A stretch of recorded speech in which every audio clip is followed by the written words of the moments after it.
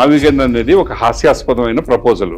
అది ఏంటంటే out of frustration అమరావతిని నేను ఇంకా ఆపలేకుండా పార్లమెంట్ లోనే బిల్లు చేసేశారు, అందుకని నేను ఏమి చేయలేని నిస్సహాయ స్థితిలో జగన్ ఒక ఆక్రోశాన్ని వెళ్ళగక్కడానికి. దానివల్ల అతనికి వచ్చిన రాజకీయ ప్రయోజనం రాజకీయ ప్రయోజనం కాదు, అది ఆయన వ్యక్తిగతమైన ఆక్రోశం. అది రాజకీయ ఆక్రోశం కాదు. ఒక 10-15 మంది వైసీపీ నేతలతో మాట్లాడాను, అందరూ కూడా తలపట్టుకుంటున్నారు, ఏం చెప్పాలో అర్థం కావట్లేదు.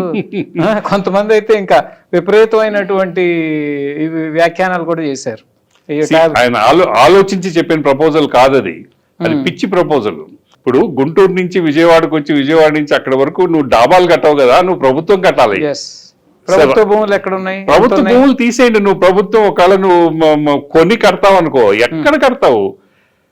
అక్కడ కూడా నువ్వు ఒక 5,000 10,000 ఎకరాల మధ్యలో కట్టాల్సిందే కదా.